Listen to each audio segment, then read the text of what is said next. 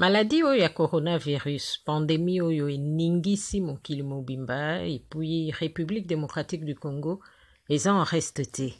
Ekoti pe na mboka oyo ya Congo Kinshasa, e kisi ya kosilisa pasi wana, pandémie wana, eza komonana nanu penza te, me elobami ke chloroquine, kosangisa yango na erythromycine, pe biloko misusu, bakisi misusu, eza kobikisa quand même bato.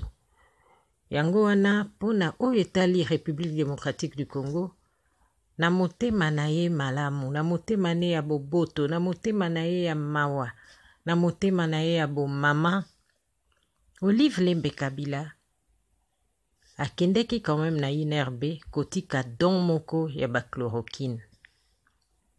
Apesaki yango na Dr Muyembe po ekoka ko bénéficier pe ko salisa ba maladi oyo bazobela bokono wana. Mais lo oyo ya chloroquine, maman Olive Lembe Kabila pesi na INRB, e suscité makelele belé, balobi eza poison, balobi esalemi malamu te, balobi euti na kati ya usine pharmaceutique te, euti na ndaku moko na Londres, makambo elobami ebele eza ya lokuta, ba ekri nango likolo eza mabe, eyokani mingi na ndenge ya mabe. Et même que balobi eza poison, pona koboma ba Congolais. Lelo, maman Olive, tokoloba te à répondre, mais azalaki obligé ya koloba liloba moko na question ba journaliste ba posé sur likambo yango ya chloroquine. Alobi alingai ko répondre te. Mais aza obligé comme ba poser question. Mais en tant que femme sage, maman Olive à répondre bibliquement. Bolandaï.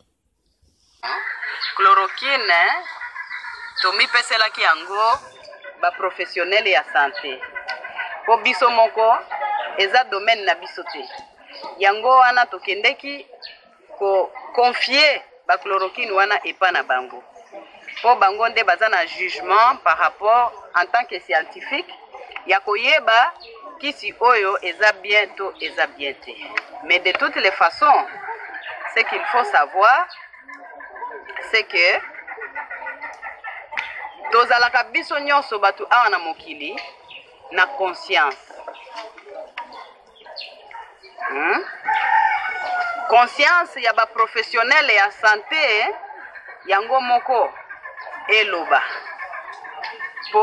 Je ne pense pas que eza malamu ya ko se justifier par rapport ya un bon acte posé. Puisque pona ngai la Bible ezo recommandé ngai ke na se justifier te po na verset oyo yebisi biso ke celui qui se justifie est du diable. Ngai naza médecin te, nakomelaki patient moko te, prescription moko te, alors c'est inutile ya ko condamner ngai ke na pesa ki chloroquine ya bien te ou bien ya bien. D'accord? Et na moment oyo tozali oyo eza moment ya kobeta na mabanga te, eza moment ya koswana te. Bandeko na ngai ba Congolais, to canaliser ba effort na biso na kati ya combat oyo contre COVID-19. Je pense que en tant que mutu na mayele na kati ya mutu na ngai, na responsabilité nyonso oyo ekoki kozala na mapeka na ngai,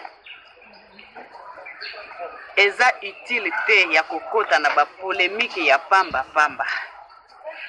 Toza na munguna munene oyo akoki kokweisa peu importe qui d'entre nous. Munguna wana na tango oyo kombo na ye coronavirus. Ngai eloko oyo na kosenga na bandeko nyonso.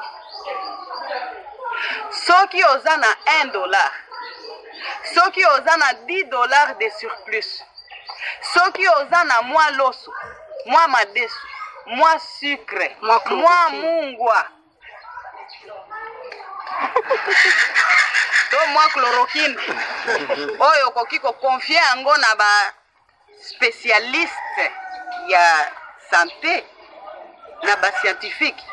Okei omi peseli biloko wana esika oyo besoin ezali.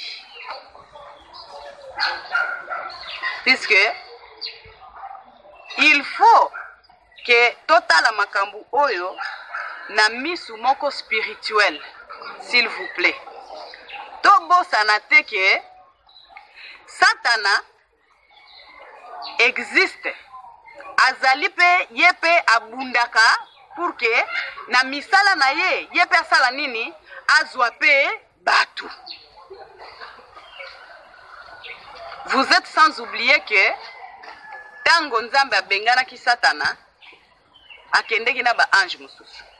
Est-ce que na katikati na biso eza na batu oyo balingi ko se retrouver ba démons, donc les anges de Satan? Moi je ne crois pas.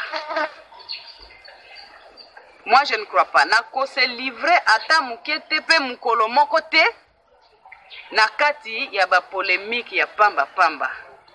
Na lobaki tout à l'heure, omoni nzete ya manga oyo ndenge ezali awa ezobota, hein?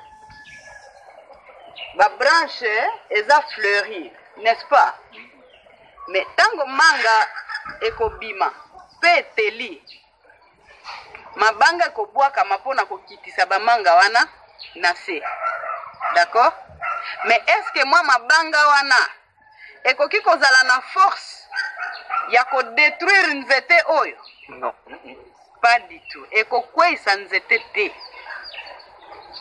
Alors bandeko, to combattre coronavirus, ko combattre maman Olive, eko changer nango eloko te.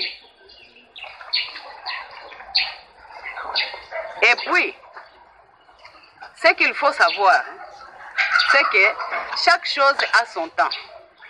Eloko na eloko ezalaka na tango na yango. Po na tango oyo ngai nazo lancer des appels à toute personne de bonne volonté dans la foi, suivant l'exemple de Jésus-Christ. Partageons l'amour. Arrêtons de s'aimer la haine inutilement, ça nous appauvrit. Puisque rester derrière un ordinateur ou un téléphone ou peu importe quoi comme moyen technologique en train de fonder des histoires, en train de chercher à descendre maman Olive qui, si ce n'est pas la volonté de Dieu, ne va pas mourir. Ezo servir na coproduire eloko te. To sungande bandeko na biso, to prêter main forte les uns avec les autres. Na misala oyo tokoki kosala pona ke tozala par exemple na autonomie alimentaire na kati ya mboka na biso. Wana nde ba objectif oyo nga naza intéressé nango. Pe na kotika yango te. Na komisalelaka toujours ce qu'il faut faire pour bien sûr cette passion là que nous avons, mon époux et moi. Papa porte bonheur, Joseph Kabila Kabangi. Yes, amen. Le partenaire valable et respectueux que nous avons. Il y a passion, il y a kosala bilanga, il y a koboko la bibwele, il y a koproduire ba besoin na biso moko. Et puis, tous à la distraite bandeko, hein? Tous à la distraite. Voyez que coronavirus oyo eko risque eleka na yango, mais totikala na problème ya makasi oyo ekozala problème économique par exemple, oyo ekozala problème ya biloko ya kolia. Focalisons-nous tous, travaillons tous, canalisons nos efforts dans la même direction pour que personne de nous ne périsse par quoi que ce soit, parce que moi je crois que Dieu le Père va exaucer nos différentes prières pour que nous ne connaissions pas tous les malheurs que le diable est en train de préparer contre nous, qui se trouvera être la lutte contre la famine après les différents confinements qu'il y aura, puisque ekoleka nango eza situation ekoleka soki to respecter ba condition nyonso oyo ba scientifique bazo lakisa biso comportement ya ko respecter par rapport ya pandémie oyo coronavirus ekoleka nango. Mais sikoyo après ça tokolia nini puisque toza dépendant jusque là pona nini te tozwa temps oyo tozo perdre inutilement, surtout na question oyo bozo poser nga à maintes reprises balobi eza na importance te. Il vaut mieux kotia temps wana na kati ya musala pour que tokufa na nzala te, parce que nous devons quand même nous montrer responsables. Une fois je me souviens, mon époux avait posé une question en disant: est-ce que nous, que ce soit l'élite, que ce soit toutes les autres classes sociales, est-ce que tokanisaka l'après-mine ekozala nini? Lelo oyo ba misala nyonso etelemisi, ba mine ezobima, makambo ebele etelemi. Mais soki tozali na ba réserve ya ba grenier na kati ya mboka na biso moko, je pense que tokozala na inquiétude makasi na peu importe quel problème oyo ekoki kokomela biso na kati ya mboka na biso.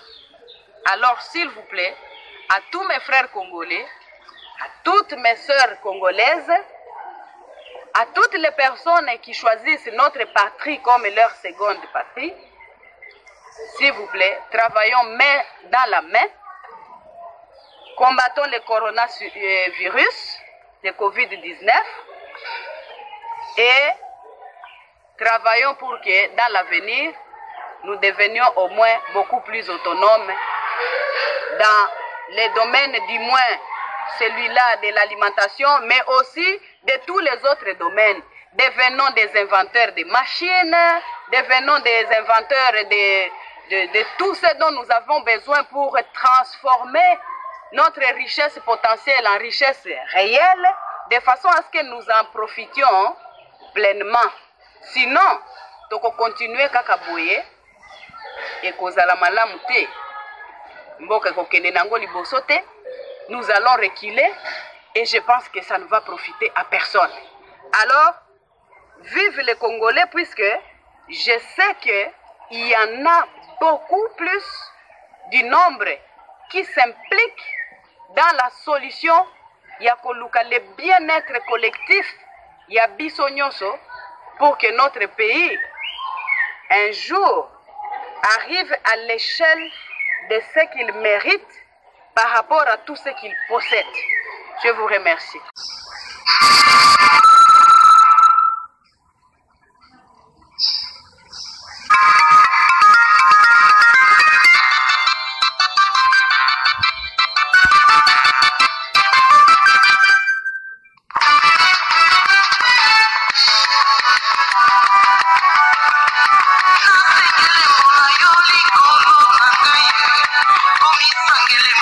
Yo,